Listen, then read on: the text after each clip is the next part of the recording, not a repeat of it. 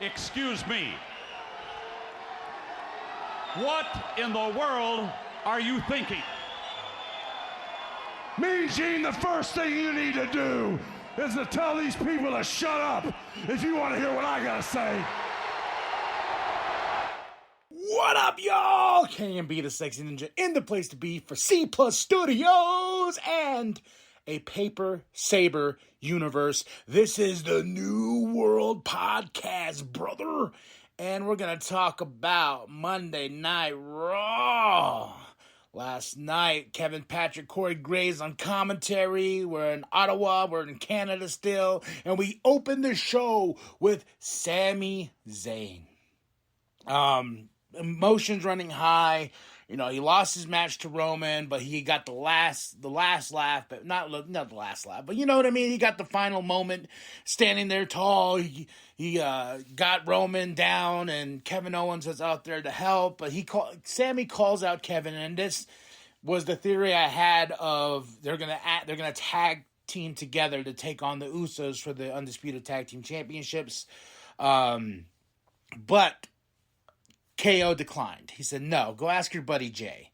You know, I did what I did because I didn't want what happened to me happen to you in front of your family, in front of your country, in front of everything.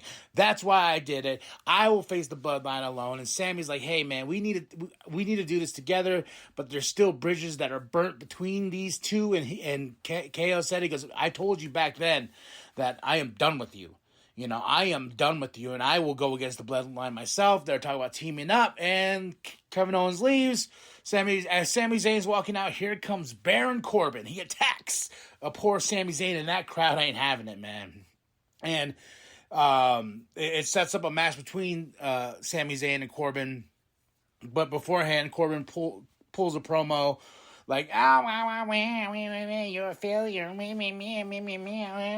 like, okay, let's just we want Zayn to kick his ass. That's what we want. We want Sami Zayn to whoop that Baron Corbin ass. And guess what he did? He does. He goes for the win. And it was so great when he was calling him these names. Adam Pearce was like, oh, yeah, fuck him. he lets Sami Zayn do his thing. Sami Zayn for the win. We start the show off hot. Chaos. You know, this is the Triple H formula that I'm coming to appreciate more and more. We have Rhea Ripley with Dominic interview, and they're headed to SmackDown this week. And Rhea's going to go face-to-face with Charlotte. And Dominic said, oh, my father's having a match, so maybe I should give him some words of encouragement. What does that mean? We're setting up WrestleMania. WrestleMania is not in the wow, stumbled over those ones. WrestleMania now is ahead. The picture's getting clearer and clearer. The card is being made, and it's only going to get bigger and bigger. We're going to see more vignettes like they had one tonight, which was amazing. We'll get to that real soon. But Austin Theory's backstage. He's cutting a promo. John Cena's coming in 2 weeks to Raw. So I'm wondering if we're setting the road for Austin Theory to face John Cena at WrestleMania for the United States Championship. Because rumor was Logan Paul Cena. Cena's going to be part of the show. I think we're going to get Austin Theory versus John Cena at WrestleMania. You know, so we shall see there. Dolph Ziggler versus Mustafa Ali. This was a fun match. Mustafa Ali for the win with the roll up, and you know I don't care, you know, and it's just like with Dolph Ziggler, I'm like, man, dude, you are so fucking good, and we're just not doing anything with Dolph Ziggler. I know his time has passed. It's kind of like what's happening with The Miz right now. You know, The Miz coming in, he does business, he goes home. So we have The Miz backstage with Maurice. She gives him it's their anniversary, and he looks at the letter, and he's like, ooh, I got something that's gonna be on Miz TV next week. So now it's like, what does he have? Is it a match proposal with Logan Paul versus Seth freaking Rollins at WrestleMania? I think so, because it's gonna be the WrestleMania edition of Miz TV next week. Cody Rhodes backstage. He's walking in the ring. We got a commercial break, and then Cody Rhodes comes out, but he's interrupted by Paul Heyman, this scumbag. But Paul tells him, like, oh, you think you can handle this? You think you can take the tribal chief and beat him? Do you understand what the consequences are when you have these championships? You're going to be on the road. You ain't going to be home. Are you willing to break apart your family for these championships? Huh? And he goes, yeah, he goes, and someone's laying up in bed with your wife. He goes, yeah, but that's not Roman. Roman's a happily married man. And he goes, but I'm not. And I was like, oh, you sleazy bastard. Paul just knows. He just knows. And Cody gets mad and he just says there's one thing he needs to do is finish the story. Roman, I'm going to beat you at WrestleMania. It's heating up. I can't wait until we get a face-to-face confrontation between these two. It was 40 days last night. Now it's 39 days away for WrestleMania, just right around the corner. Right around the corner. We had Asuka versus Nikki Cross with Bianca Belair coming out and sitting by commentary team. I don't understand that. I'm like, have her on commentary. I find it weird when they do that, when somebody comes out there just watching. I'm like, can you like be on commentary and speak and this and that? And of course, Asuka's gonna win this. You know, and I know she's gonna beat Bianca at WrestleMania. This is a whole new level of an opponent for Bianca.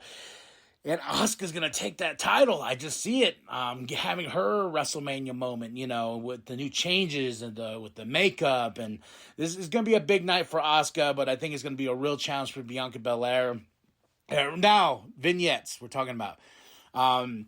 If you ever watched WrestleMania, I know if you're listening to this, you're like, yeah, dumbass, I'm a big wrestling fan. But there's some people that probably didn't. They did some really cool vignettes doing iconic movie scenes and stuff like that. The last time we were in Hollywood for WrestleMania 21, it was some great stuff. You can go back on YouTube and check it out. And now they're going to continue with that tradition. They had Seth Rollins as Joker and Becky Lynch as the Man, the basically Batman. It's just such a great. Seth's coming out. And it kind of makes it dun, dun, dun, dun, dun, dun, oh, you know, they got a great mix on that track. Becky Lynch has the bat voice. And Seth's like, what's with the voice? And then she's like, I'm going to the man cave. You know, it was just, I can't wait to see what else they got planned. But that was really, really fun. Carmella's backstage. You know, she lost. And yeah, I don't know what else we're going to do with Carmella, but she was like, I want Asuka. She wants Asuka next week. She goes with Adam Pearce and tells Adam Pearce, like, yo, I want Asuka. I want Asuka. But we have Seth backstage who's in a good mood, and he talks about Logan Paul. You know, Logan Paul is somebody that he needs to put in his place, but tonight he'll do that with The Miz. And we're going to build that story more and more, and I think it's going to be built on Miz TV. MVP with Omos backstage. They challenge Brock Lesnar to a match at WrestleMania. Omos versus Brock, and we're going to have Bobby apparently versus Bray Wyatt. I'm going to see how that plays out and plays down, because I was like, Omos and Brock, two monsters. You know, didn't we do this with Bobby and him? I believe so. But Miz versus Rollins. Rollins for the win. Curb stomp knockout to the Miz on his anniversary. Just collecting checks and earning, collecting checks, and he's out of there. He's just doing his job. What's funny is I really do feel bad for the Miz, because he had that short championship reign again. I was so happy he became a champion again. And no, it pretty much essentially, this dude just shows up, he does his job, and I've always been a big fan of The Miz, but I really wish we would give him a real run at something. You know, he's had a few opportunities here and there. I just feel he needs more opportunities. You know, it's like Dolph Ziggler. Like, him and Dolph Ziggler are just like, yeah, we're here. We got my checks. They got to do this, got to do that. But Rollins, curb stomp, knockout. And like I said, Carmella was with Adam Pearce. She got her thing. But Chelsea Green calls Adam. I guess she went to the wrong Ottawa, whatever.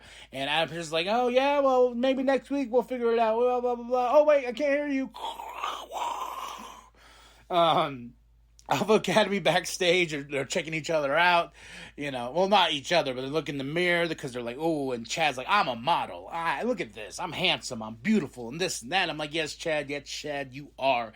With Otis, my spirit animal, and Bronson Reed comes in and says, this how you get ready for a match.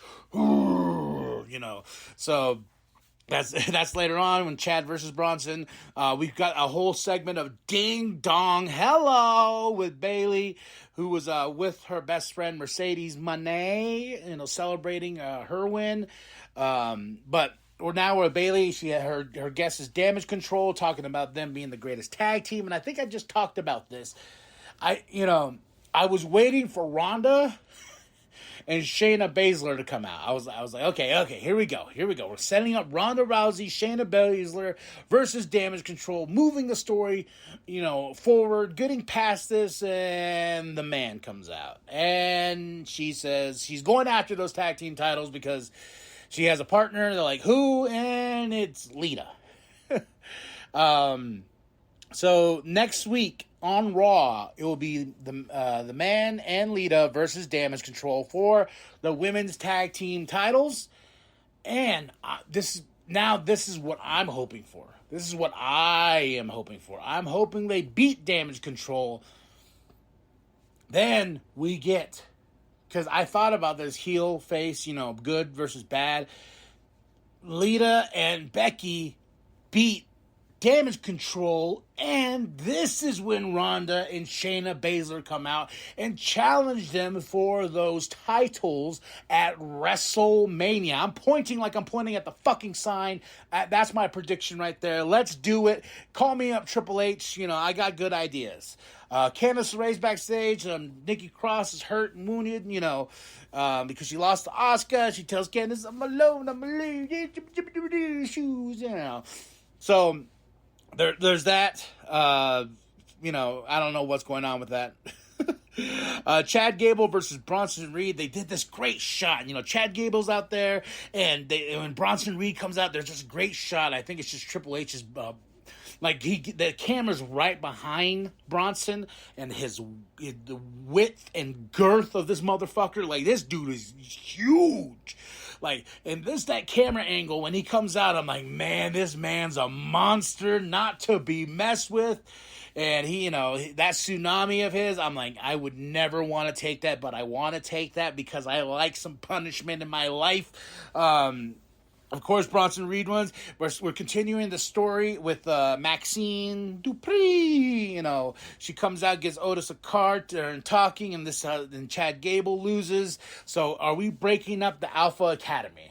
Which I'm sort of sad about, but not really, and really interested about where Otis is going to fit in this whole Maxine male models.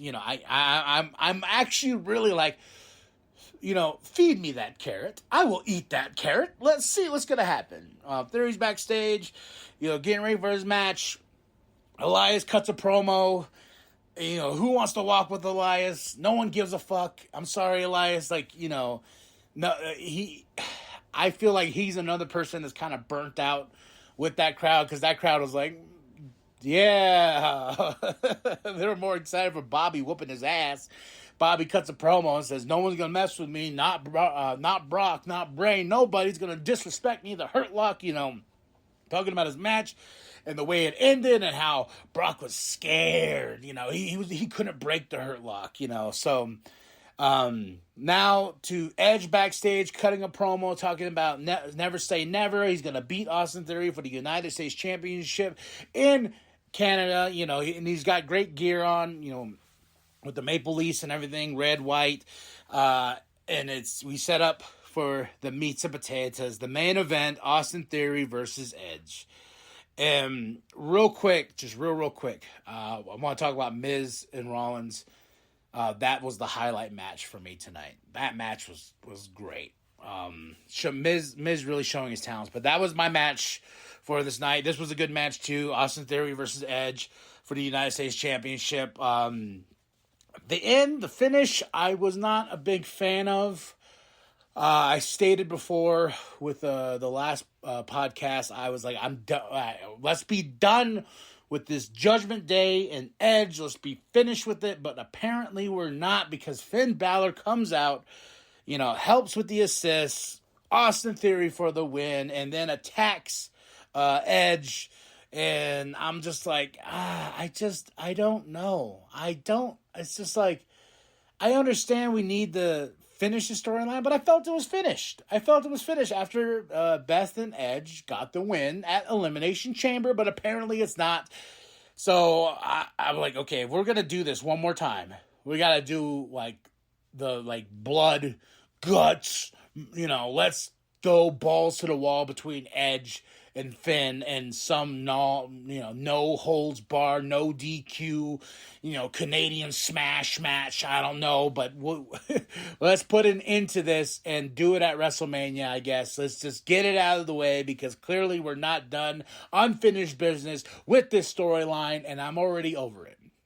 But great Raw, especially after a pay-per-view. I give this Raw a solid 4.5 out of 5. It's just such a jam-packed show. And, with 3 hours, I really appreciate what Triple H has been doing with these Monday Night Raws, being so packed, weaving everything he can and together in such a way. Does he hit the mark all the time? No, not really. But when he hits the mark, he hits the mark. And that's what I felt with this show, especially coming off a pay-per-view. And also, too, I got a few people who text messaged me. The Rampage review for last week, I totally spaced because I was so ready for Elimination Chamber. I will try to get that into my schedule. I apologize for anybody who was looking forward to the Rampage review. Like I said, I just got super excited for Elimination Chamber. Watched it as soon as I got home late at night, the replay. Then I watched it again in the morning, and then I did my review. But that's what happened. Elimination Chamber kind of took priority over my watch time, especially with SmackDown and stuff like that, and breaking down everything. So back to regularly scheduled, and I will watch Rampage just so I can be caught up storyline wise when I do Wednesday night Dynamite, baby. So there we go. That's it. That's all. 4.5 out of 5. Fun Raw for 420. Hey, smoke it up. Wait, 420. It's not even 420. It's February. It's 220. I'm in the future, folks. I'm in the fucking future, Oh man, I'm already past WrestleMania. I'm in the future, so 220 2023. Hope you all enjoyed it. Drop those comments below. Tell me what you love. Tell me what you hate. Thank you for jumping into the future with me. After that, like and subscribe. Share with your grandma. Share with your grandpa. Share with the bum down at Walmart. I am KMB, the Sexy Ninja. And as always, the New World Podcast is for life, brother. I did it for your family, your wife, your dad, your son, so that they wouldn't have to watch you get the hell beaten out of you like my family had to watch it happen. That's why I did it, okay?